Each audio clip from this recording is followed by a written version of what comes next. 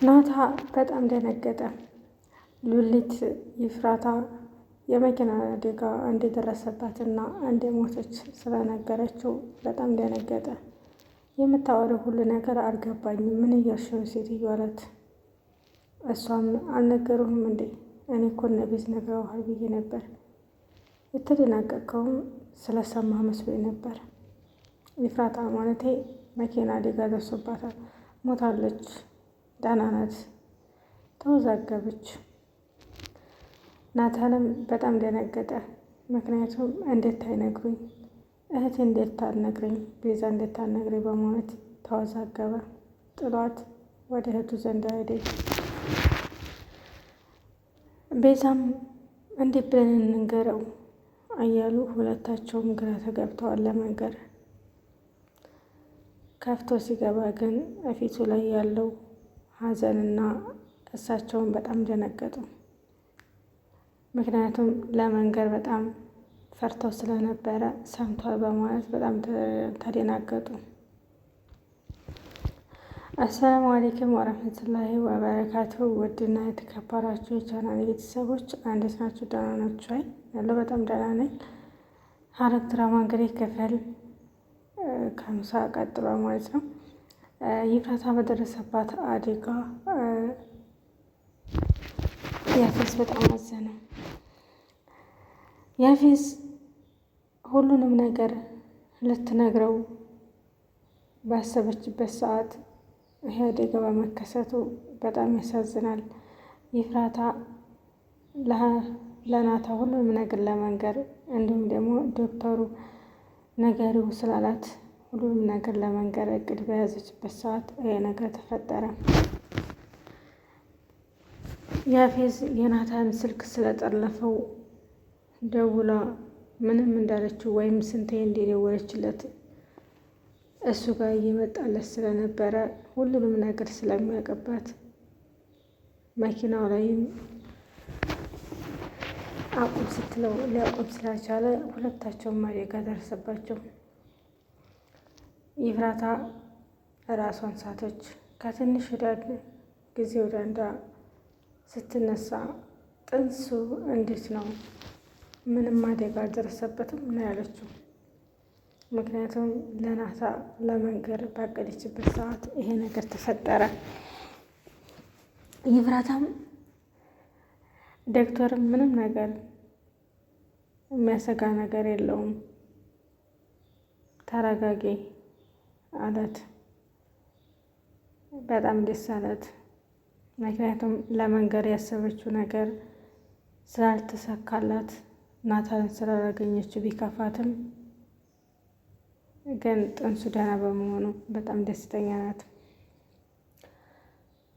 ቤዛም እህቴን የገደልካት አንተ ነህ፣ አደጋ ደረሰባት አንተ ነህ በማለት ሁሉም ቤተሰቡ ተሰበሰቡ። ናታ ግን ይህንን ነገር አይሰማም። ዶክተሩም ይሄን ጉድ ሁላ እኔ መንገር አለብኝ ለናታ ማወቅ አለበት፣ ነገሮች እስከ መቼ ነው የሚደበቀው በማለት ይፍራታን ጠይቃት። ይፍራታም ናታ በማወቁ ደስተኛ አይደለችም። ዶክተርም እንደሚነግረው አሳመነው፣ ደወለለት። ናታ ግን በዙሪያው ብዙ ሰዎች እሱን ለማጥፋት የሚሞክሩ ስላሉ ስላላመነው አልመጣም በማለት ማስመለጥለት።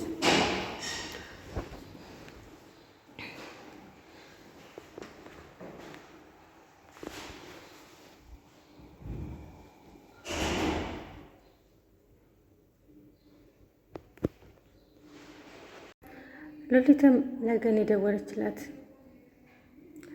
ልጅሽ ሐኪም ቤት ገብታለች የመኪና ሉሊትም ለገን የደወለችላት ልጅሽ አደጋ ላይ ወርቃለች፣ ሐኪም ቤት ገብታለች፣ ሞታለች በማለት ነበር።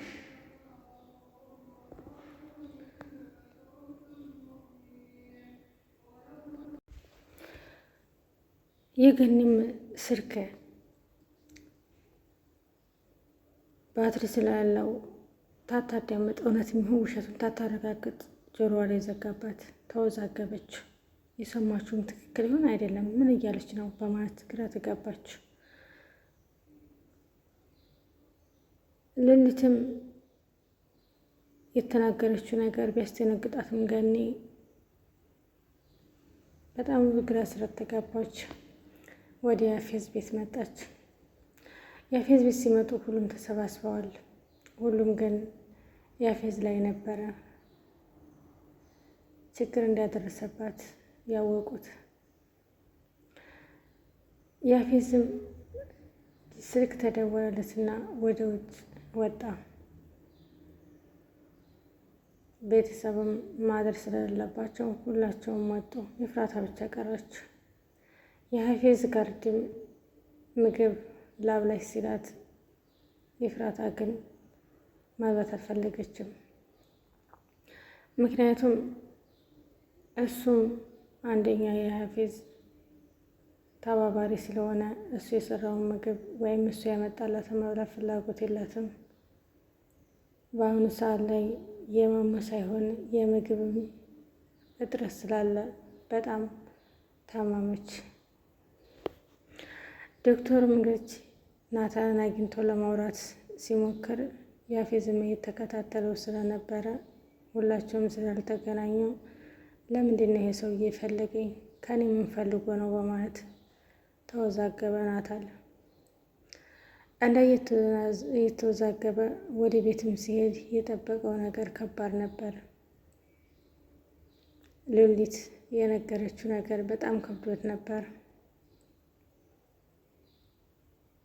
ሉሊትም ብዙ ነገሮች ሲያወሩ ሪካርድ አድርጋ ስለያዘች ያንን በሪካርድ እያዳመጠች ትዝናናለች።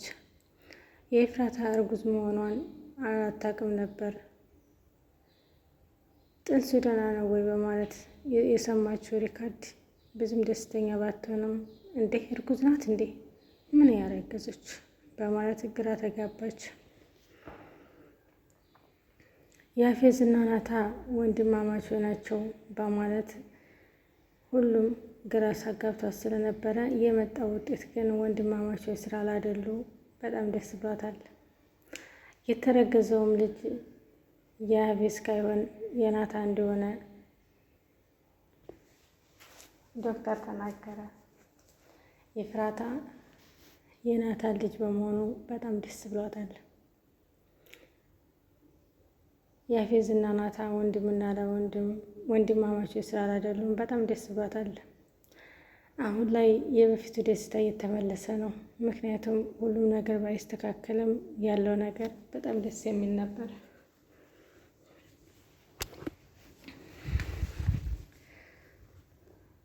ዶክተርም እንግዲህ አሁን ላይ ምንም አደጋ የለም፣ እኔ ከባድ አደጋ ቢሆን እዚህ መጥቼ ልሀከም አልችልም ነበር ያለ ነገር